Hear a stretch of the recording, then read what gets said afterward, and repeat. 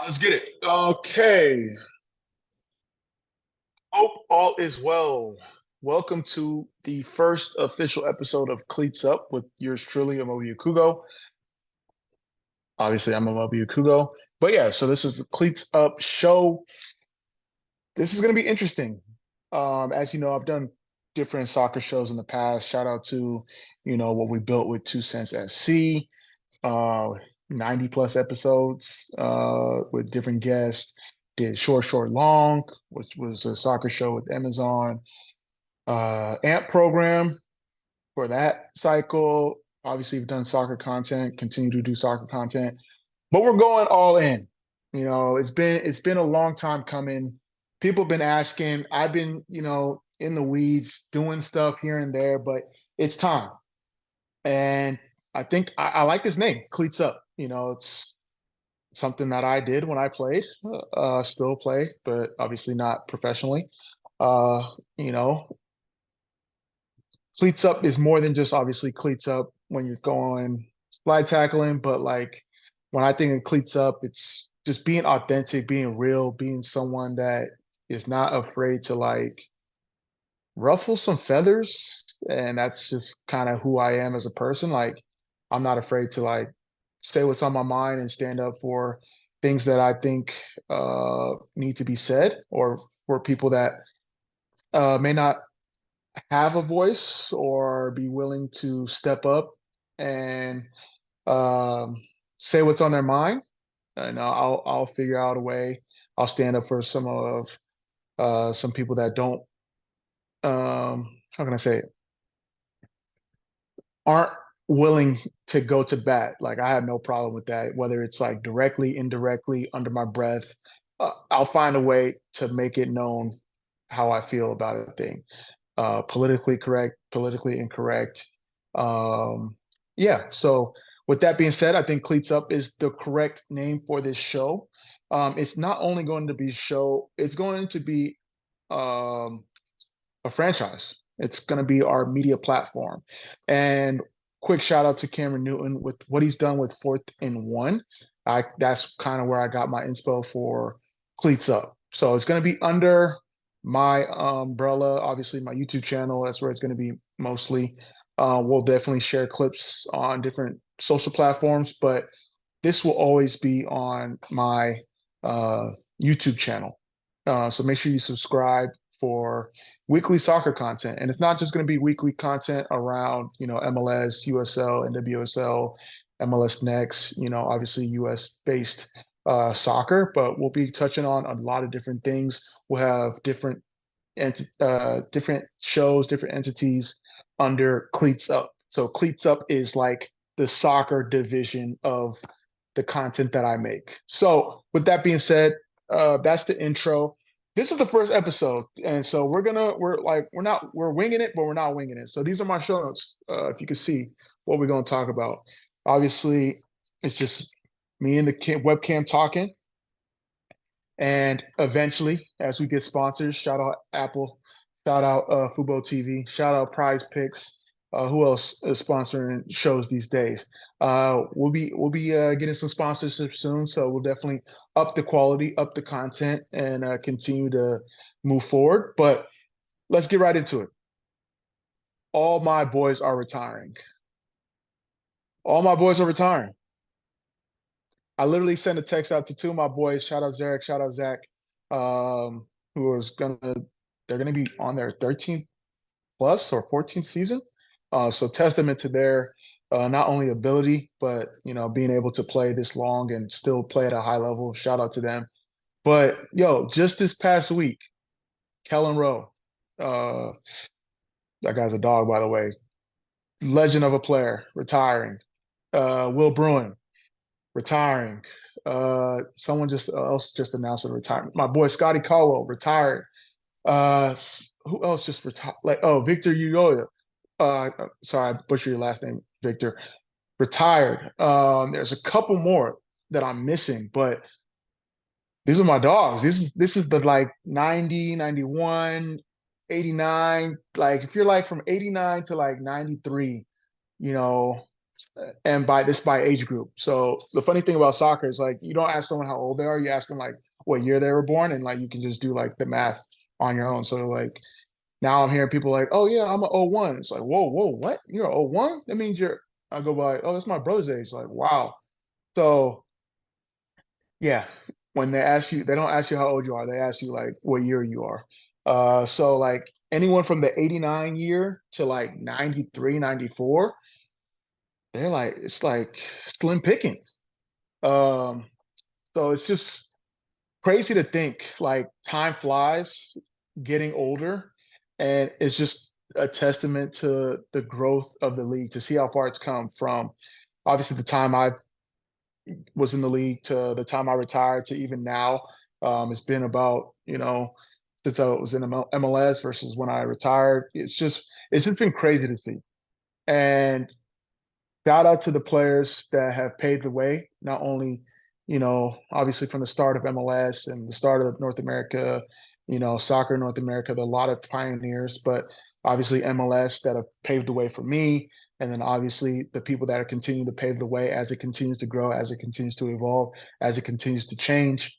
Um, it's just crazy to see, you know, just got like nostalgic feelings, when I saw like Scotty Caldwell. I've known Scotty literally since I was 12 years old. We were part of the very first 91 U14 camp.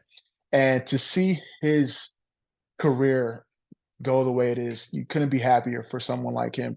First and foremost, he was always like the smallest kid, but because he was so smart as a player, you can never like catch him. And I had the fortunate pleasure of playing with him youth national teams. He was my center mid partner, and we just always had a great relationship. And then obviously he went on to Akron with the boys, won a national championship, did his thing in New England, and finished out his career with Salt Lake.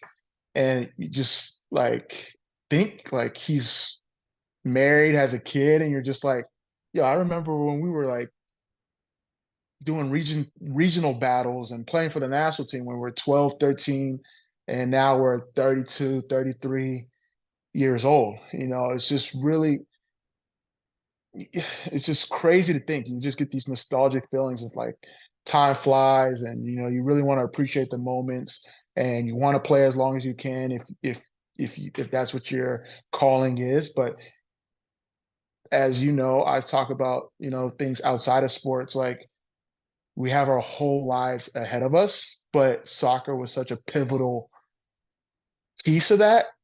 So for someone like Kellen, I know Kellen since I was 15. We almost went to UCLA together. He's a late 91. So he was a year after me, and I had left before he came on, and he was at UCLA after, went to a couple Final Fours before he went pro. We did youth national teams together, and to see him retire, and then obviously as he steps into his new lane with Vino FC and the great things he's doing in the wine space and the wine industry, it's just crazy to see like as we continue to get older and obviously grow apart, people have families, people have different obligations, different things like that.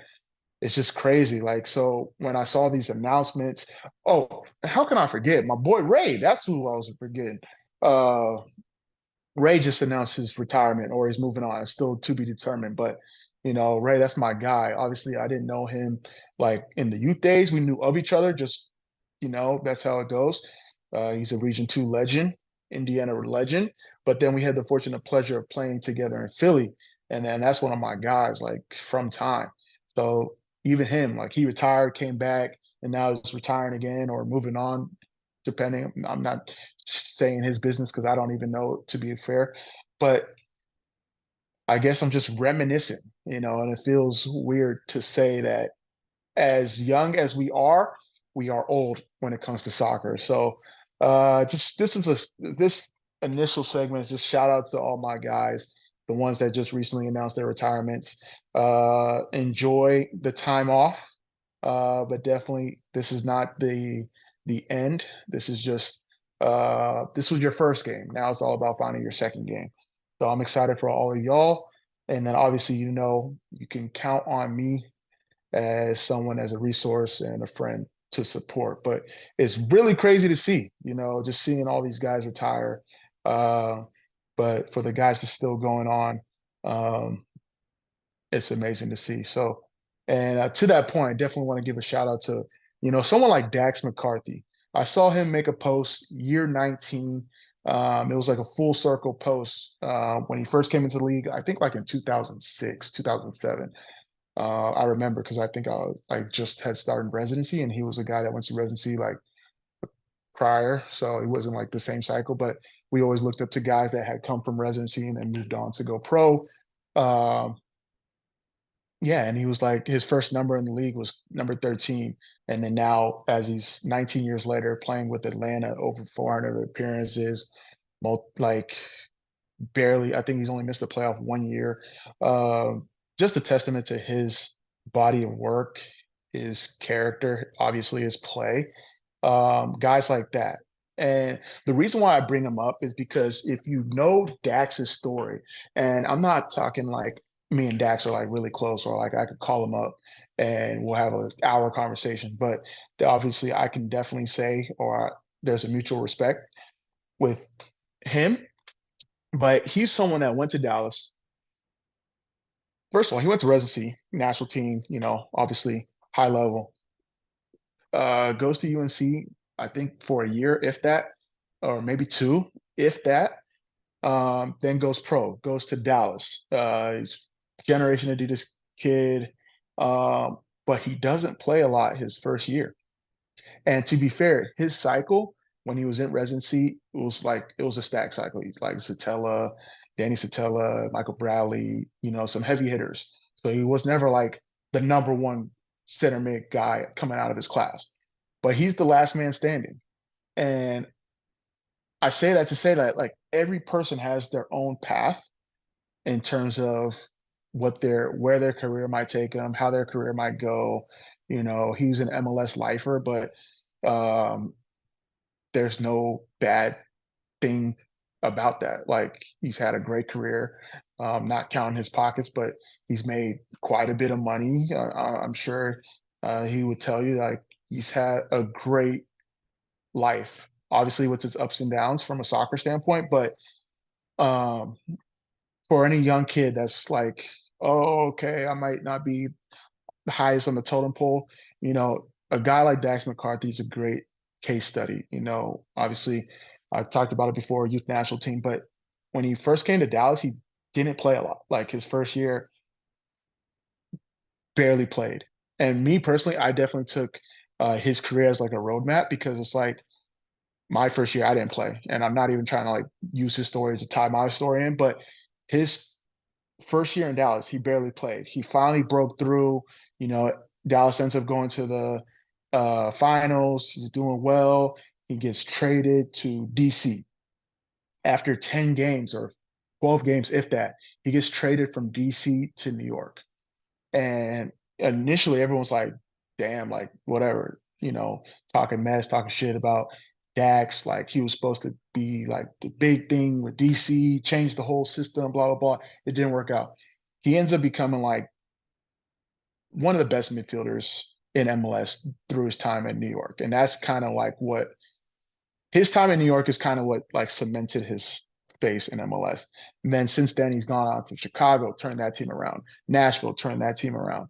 And now he's going to do the same thing with Atlanta. Obviously, Atlanta is a different scenario because he's on the um, later end of his career, but he's a guy that always finds a way. And there's plenty of stories like that. I talked about my college roommate Ryan Hollingshead, who's still playing. He didn't even he got drafted and didn't even go to the league his first year. He went back to Sacramento to open up a church with his family, and he's still to this day playing. He went to UCLA for all 4 years, where other guys like myself, Kellen, um, Chandler, guys that had great careers but aren't playing now. Ryan Hollingshead is the last person standing. And if you ask people at the time, or like our UCLA class, he wasn't a highly touted recruit. He wasn't, like a high school All-American, but he continued to evolve. He continued to get better. He continued to work. He was a great teammate, a great guy, great character, and all those intangibles that he had helped him. And he's had a tremendous career. So I say it all to say I'm getting on a tangent to talk about your career is your career. Take advantage of it. Try to play as long as you can if you can. Have a great time.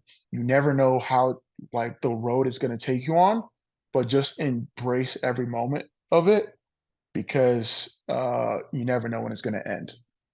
So once again, shout out to all my boys retiring. Definitely enjoy that. If you're a young player looking for inspiration, I just named two guys. There's plenty of different stories. You got the Wondolowskis of the world. There's so many stories out there of players that may not have been, a high recruit or had to handle adversity in different ways. So take inspiration in that as you embark or, go through your own career. All right, we're changing subjects. Got that out the way. Know what Cleats Up's all about. Gave a shout out to my boys. Obviously, MLS season starts tomorrow. We got some Leagues Cup games, or not Leagues Cup, sorry, Champions League games tomorrow. And then we have, by the time you're seeing this show, talking about games today. But we got some Champions League games, and then the first game of the MLS season, MLS, is Salt Lake versus Messi League Soccer into Miami. And as you know, if you've been uh, reading or following off season, MLS Inter Miami's not off to a good PR, and they've been unfortunate with a couple injuries. They've been unfortunate with how things have gone on their international tour.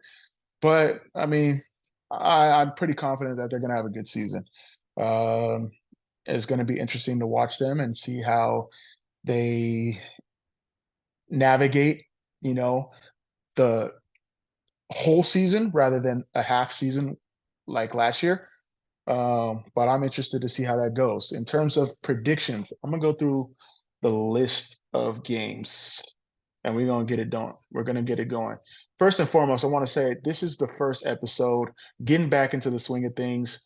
We have a run a show that is subject to change every week because I might talk about youth sports and soccer, but mostly this show will be about. Obviously, we're going to talk about MLS. We're going to have MLS topics for sure. We'll talk about other leagues as well, USL, NWSL, MLS next. And then I'll probably sprinkle in different topics that I want to talk about. So, for example, I'm going to talk about the US Open Cup later. But I'm just giving you some context because, as you can tell, I'm just, what do they call it? I'm just jabbering right now. This show is all over the place. So if you've stuck along this far, thank you. But it won't always be like this. It'll be a lot cleaner, and we'll go from there. But so I'm looking at the schedule right now. All right, Wednesday's first game, Miami versus Salt Lake. It's away for Salt Lake. It's Miami's hosting. They got the first game. Apple TV, if you want to give me my login again, let's get that sorted. But I got Miami winning that. We got a lot of teams that will be in Champions League. So New England is Champions Cup, Orlando Champions Cup, Nashville Champions Cup, Cincinnati, and Philadelphia, Houston, and St. Louis. Houston and St. Louis actually play each other. I got Houston winning that series. Philadelphia will be playing Saprissa. That's going to be a tough one. I don't know. I think Philly had an interesting offseason, but they find a way. Shout out to Coach Jim Curtin. Shout out to Philly for bringing Bedoya back. That was the right and smart decision. I think I'm going Saprissa with that one though. New England, I got them winning that series, that opening game away. Oh, that's tough. New coach, new system. Shout out to Porter. Glad he's back. Deserve it. Yeah, we'll see. I go tie, New England versus CAI. And then Orlando will play Calvary. That's another game away, I believe. I'm confident in Orlando. Nashville, that's going to be a tie. They play Mocha FC. Actually, I changed that. They're going to at least tie or win. Um, Cavalier FC versus Cincinnati. I'm going with the Cincinnati win. So that's for CONCACAF Champions Cup, which is essentially MLS's Champions League. MLS results or MLS predictions. Miami versus Salt Lake. I got Miami. Columbus versus Atlanta. I got Columbus. LAFC versus Seattle. In LAFC, ooh, I got Seattle. Charlotte versus New York City. I do not trust Charlotte. I'm going New York City with that one. DC versus New England, and New England's going to be coming off an away game. I got DC at home. Orlando versus Montreal. I got Orlando losing that one. Philadelphia versus Chicago. Chicago's winning that. Austin versus Minnesota. Tie. Dallas versus San Jose. Dallas is home. I got Dallas winning that. Houston versus Kansas City. Kansas City is going to be my sleeper pick this season. I got Kansas City winning that. St. Louis versus Salt Lake. Salt Lake, they're both going to be coming off early games. I got St. Louis at home. Portland versus Colorado. Ooh, that's going to be a tough one. I'm going Portland. I like the moves that they made. Kamal Miller and that back line is going to shore that up. And yeah, we'll see. Cincinnati versus Toronto. Toronto's been kind of quiet this offseason. I got Cincinnati. At home, yeah, I got Cincinnati. Nashville versus New York. Uh, Let me go. I'm going New York. LA versus Miami. I don't trust LA right now. We're going Miami at home. They got two back-to-back home games. No. I'm sorry. Miami is away. Yeah, I got Miami away. So those are my MLS predictions. Hopefully, you'll be able to follow. It wasn't too out the way. And yeah. So my last topic, U.S. Open Cup. U.S. Open Cup. Obviously, there's been talks about how MLS is trying to ruin Open Cup. Me personally, this is my take. I'm going to keep it nice and brief. I personally think is if MLS as the leader of North American soccer, you kind of set the stage, and what they're doing is not right.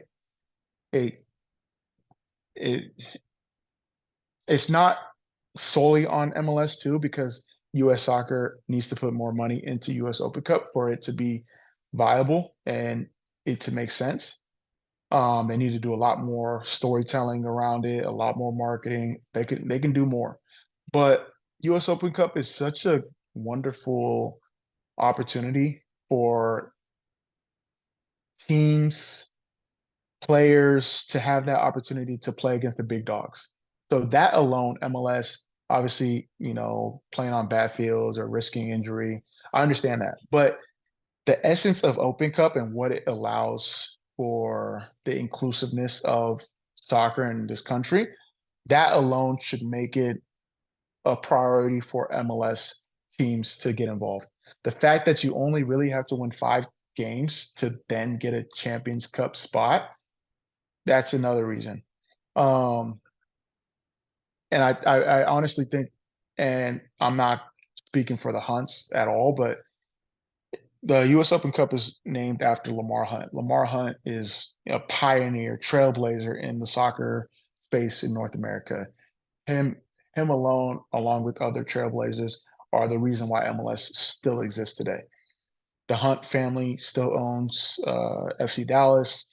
Uh, People argue that they need to invest more because of obviously the money they have. But and the good things going on with Kansas City Chiefs, another team that they own in another league, obviously.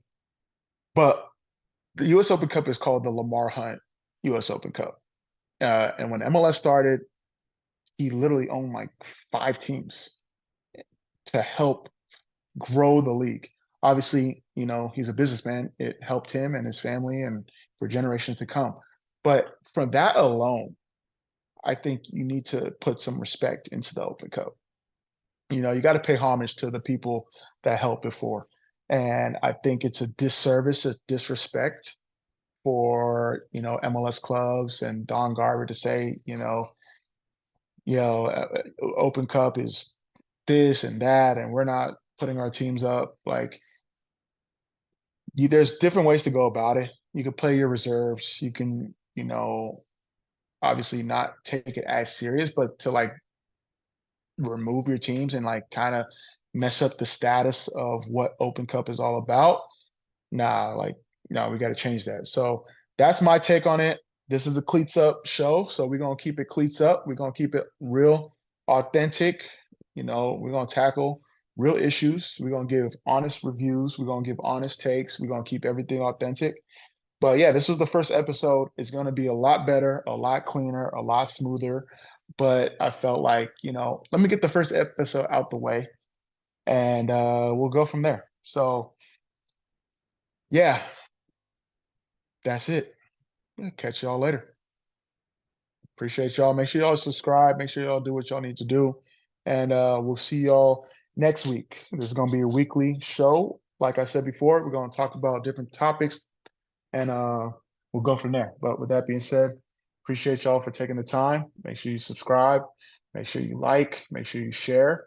And that's it for the Cleats Up show, hosted by yours truly.